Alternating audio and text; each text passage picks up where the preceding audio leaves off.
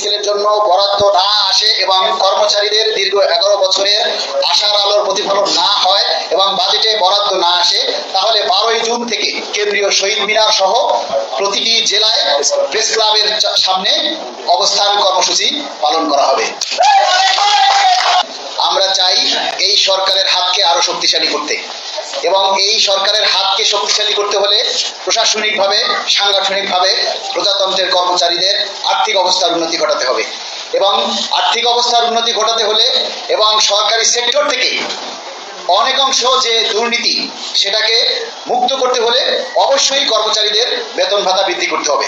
উন্নত বিশ্বের সাথে তাল মিলিয়ে চলতে গেলে বাংলাদেশের সরকারি কর্মচারীদেরকেও দ্রুত তাদের ভাগ্যের পরিবর্তন ঘটাতে হবে। তাই এই পরিবর্তন ঘটানোর একমাত্র উপায় হচ্ছে পে স্কেল। আমাদের দীর্ঘ 11 বছরে যে 2টি পে স্কেল পাওয়ার কথা, সেটার সমন্বয় করে যাতে অতি দ্রুত একটি নবম পে স্কেল বাস্তবায়ন করা হয়, এবং এই পে স্কেল বাস্তবায়ন নিয়ে আসলে আমরা বিগত কয়েকদিন থেকে বিভিন্ন মিডিয়ার মাধ্যমে আমরা সকাল বিকাল যে নিউজগুলি আসলে দেখতে পাচ্ছি, সকালে একটা বিকালে আরেকটা, যার কারণে আসলে কোনোটার উপরই আমরা ভরসা রাখতে পারছি না। আমরা প্রায় শুনতেছি যে পে স্কেল হয়ে যাচ্ছে, ধাপে ধাপে হচ্ছে। আমরা 11 বছর পরে যে পে স্কেলটা পেতে যাচ্ছি সেটা কোনো ধাপে নয়, সেটা কোনো পার্সেন্টেজে নয়। আমরা চাই শতভাগ বাস্তবায়ন।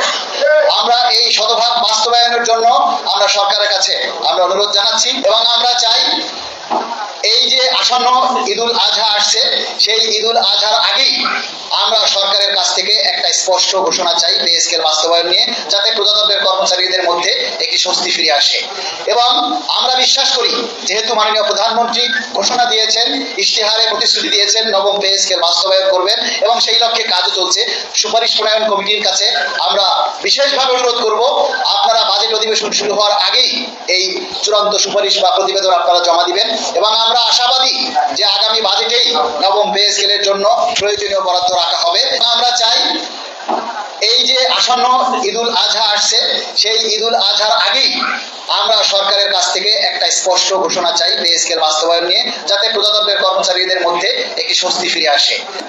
যদি আগামী বাজেটে পে স্কেলের জন্য বরাদ্দ না আসে এবং কর্মচারীদের দীর্ঘ 11 বছরের আশার আলোর প্রতিফলন না হয় এবং বাজেটে বরাদ্দ না আসে, তাহলে 12ই জুন থেকে কেন্দ্রীয় শহীদ মিনার সহ প্রতিটি জেলায় প্রেস ক্লাবের সামনে অবস্থান কর্মসূচি পালন করা হবে।